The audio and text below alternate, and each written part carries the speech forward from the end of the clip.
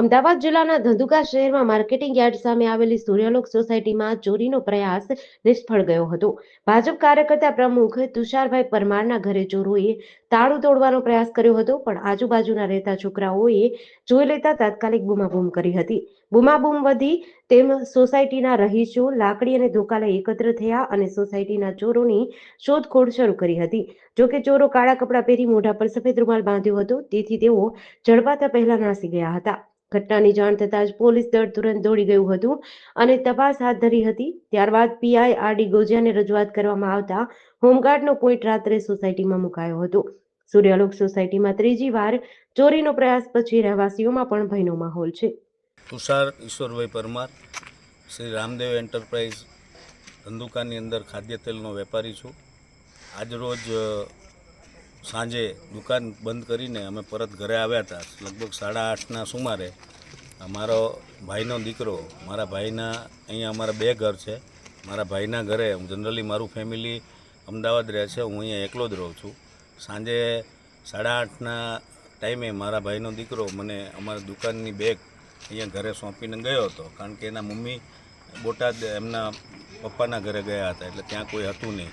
એટલે સાંજે મને થેલો આપીને ગયો.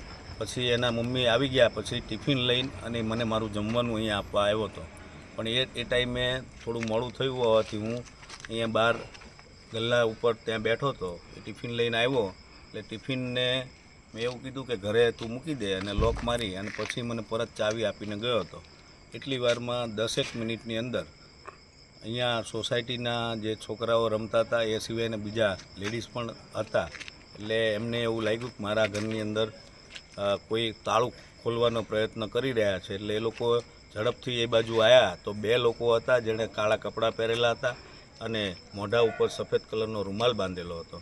છોકરાઓનો દેકારો, કૂતરાના ભસવાના અવાજના કારણે એ લોકો ઝડપથી જુદી જુદી દિશાઓમાં 2 જણા નાસી ગયા હતા. ત્યાર પછી સોસાયટીના રહીશોએ ખૂબ મદદ કરી અને ઉપર નીચે મારા ઘરની અંદર તમામ જગ્યાએ બધાએ તહેકીકાત કરી, પણ કોઈ હાથમાં આવ્યું નહોતું.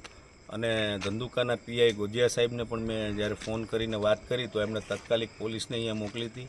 પોલીસે પણ આવી અને ઘટના સ્થળ ઉપર બધી જ તપાસ કરી હતી. ઉપર નીચે મારા ઘરની અંદર તમામ જગ્યાએ પોલીસે બધી જ તપાસ કરી હતી, પણ કોઈ આરોપી હાથમાં આવ્યો નથી.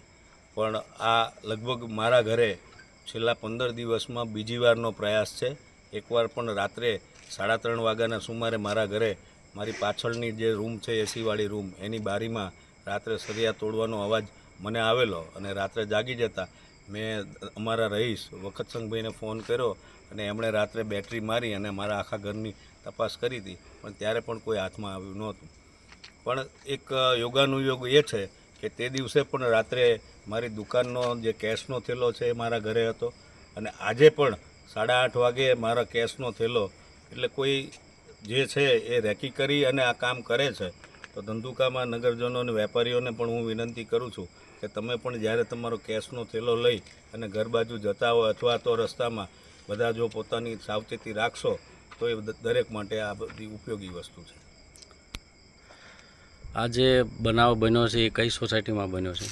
હું અહીંયા માર્કેટયાર્ડની નવા માર્કેટયાર્ડની સામે સૂર્યલોક નગર સોસાયટી વિસ્તારમાં રહું છું અને મારા નાના ભાઈનું મકાન વલ્ભાચાર્ય નગર સોસાયટી કોલેજ રોડની સામે છે. અને આ કેટલી વાર બનાવ બન્યો છે સૂર્યલોકમાં? સૂર્યલોક નગરમાં અત્યાર સુધીમાં જે આ ચોરીનો ઘટનાક્રમ ધંધુકામાં ચાલુ છે એ દરમિયાન લગભગ આ સોસાયટીમાં 4થી વારનો પ્રયત્ન છે. અને આજે અમે પીઆઈ ગોજિયા સાહેબને વિનંતી કરી અને અહીંયા પોઈન્ટ માગ્યો છે અને આજે એમણે અહીંયા તાત્કાલિક અમને હોમગાર્ડનો પોઈન્ટ આપ્યો પણ છે.